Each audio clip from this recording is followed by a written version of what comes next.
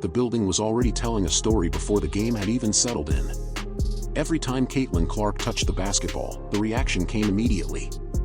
The boos were loud, the tension was obvious, and the crowd was completely locked into the rivalry surrounding Clark and Angel Reese. This wasn't simply another game. It felt like Clark had walked into a place where thousands of people had already decided who they wanted to see succeed and who they wanted to see struggle. And that is what made what happened next so striking. Clark was entering an environment where the pressure was supposed to work against her. The attention was on her, the crowd was against her, and every possession carried an extra layer of emotion.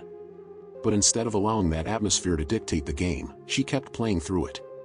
The noise that was supposed to become a weapon against her gradually became part of the backdrop. Meanwhile, the pressure on Reese was becoming impossible to ignore. The story wasn't simply about one player being booed and another player being supported. It was about expectations.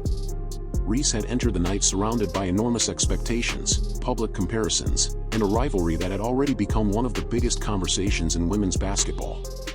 Every mistake was going to be noticed. Every missed opportunity was going to be replayed. And when the game reached its most important moments, those expectations became heavier. Then came the possessions that changed the feeling of the entire night. Opportunities appeared at the rim, but they didn't fall.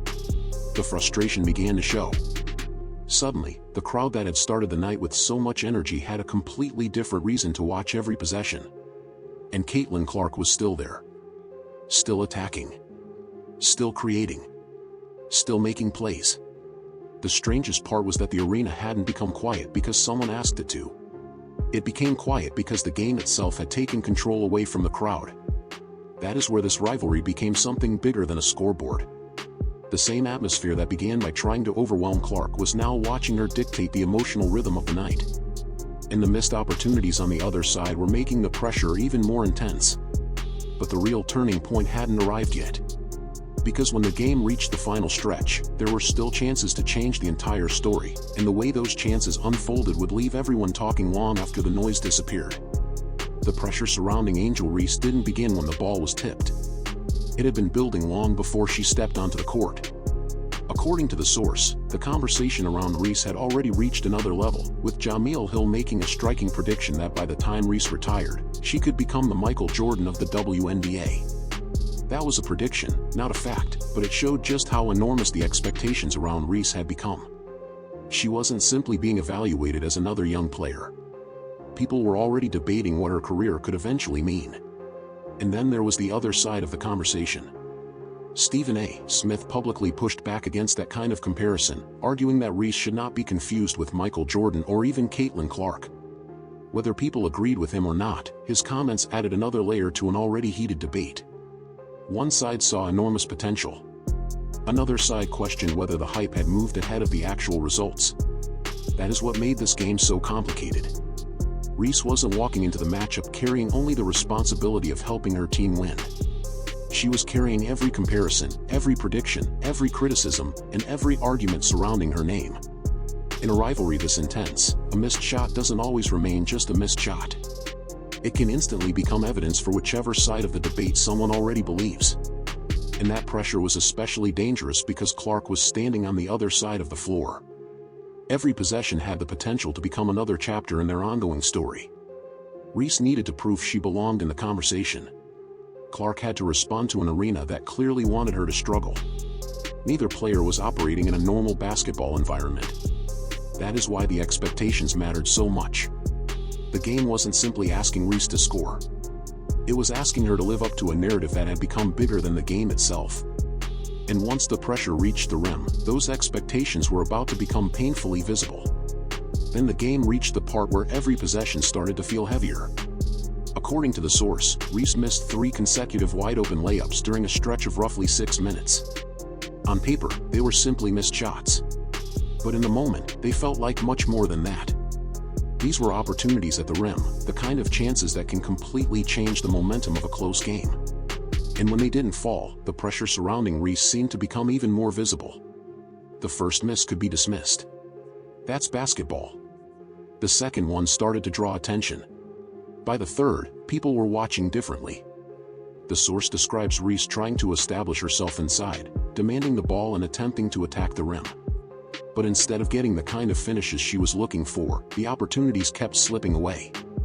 You could feel the frustration building because the game was still within reach, yet the margin for error was disappearing with every possession. And that is where body language becomes part of the story. There was no need for a dramatic reaction to understand that the moment mattered. The frustration, the pauses, the looks between teammates, and the immediate effort to move on all told their own story. Teammates and coaches couldn't afford to let one missed opportunity become the next mistake. The only option was to reset and play the next possession. But the pressure doesn't disappear just because everyone says to move on. It stays in the back of your mind. Then came the late sequence. According to the source, Reese's team had opportunities near the end of regulation, including 2 looks that rolled out. One of those moments became especially important because a successful finish could have completely changed the ending. Instead, the ball refused to fall. And suddenly, the conversation wasn't only about who was winning. It was about what those missed chances meant. Some people would see a player fighting through an incredibly difficult game.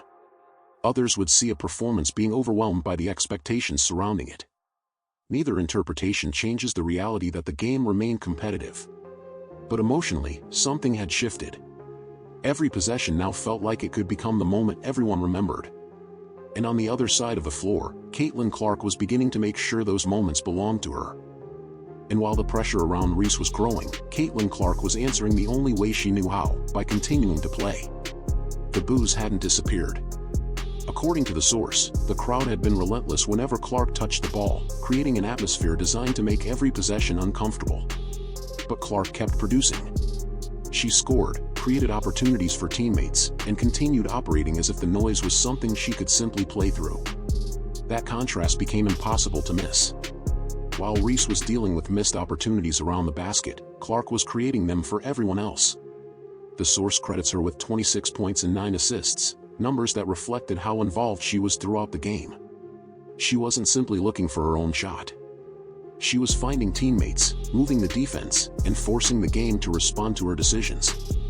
Then came one of those moments that instantly changes the emotional temperature. Clark knocked down a 3-pointer with Reese defending her. And what happened afterward was almost more interesting than the shot itself. Clark didn't appear to need a dramatic celebration. She didn't have to turn the moment into a confrontation. According to the source, she simply turned toward the crowd.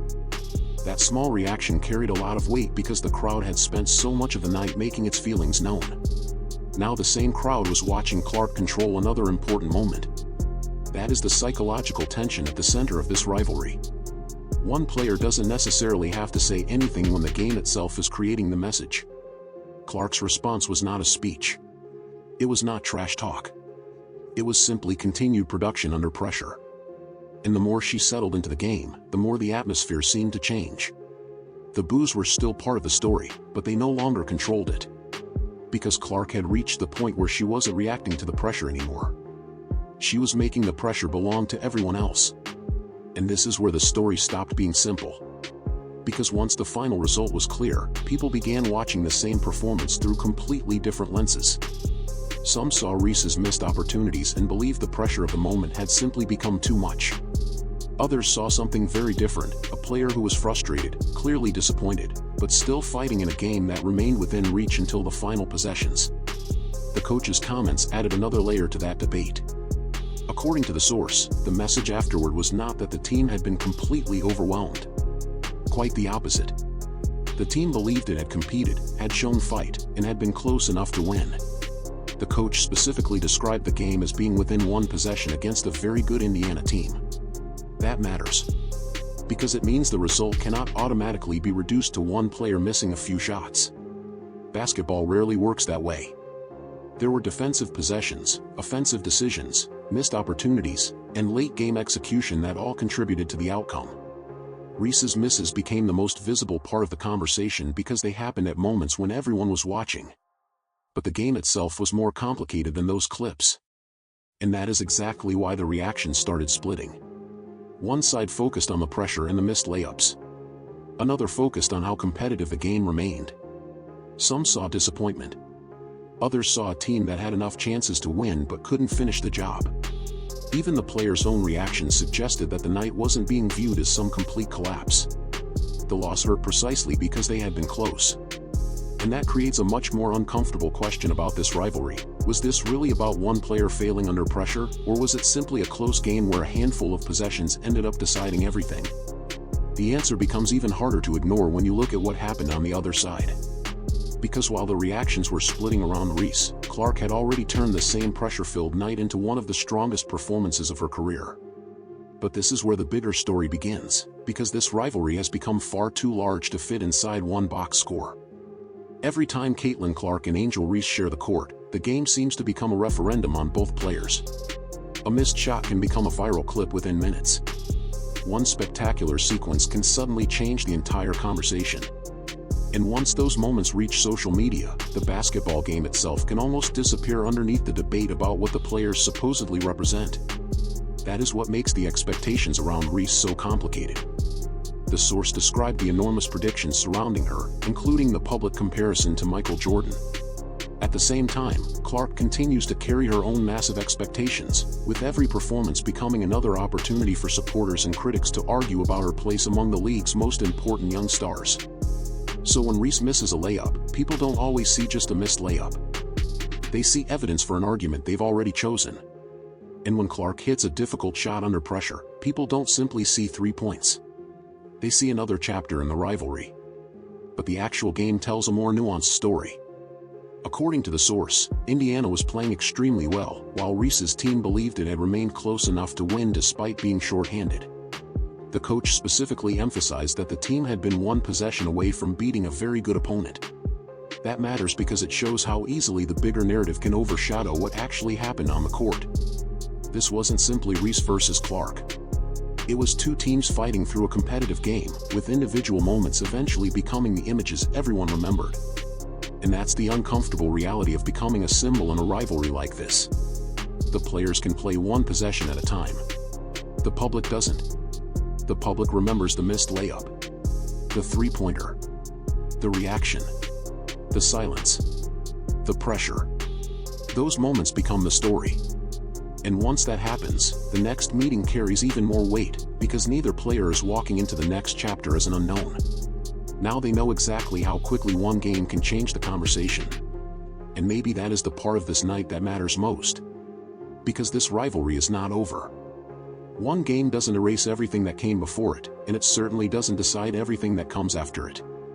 What it does is add another layer to a story that already carries enormous expectations. Think back to how the night started.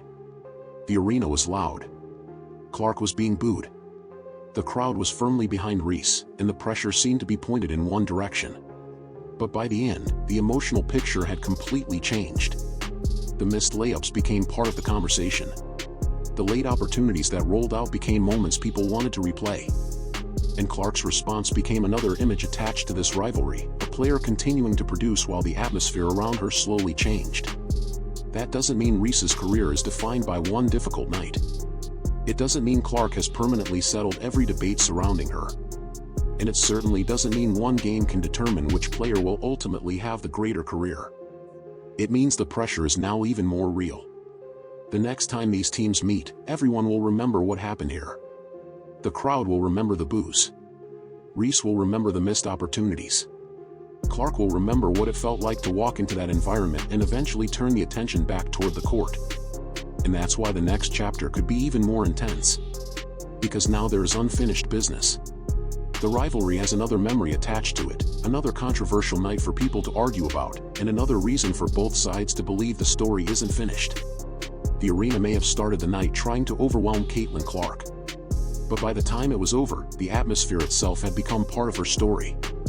And that may be the image everyone remembers when these two meet again.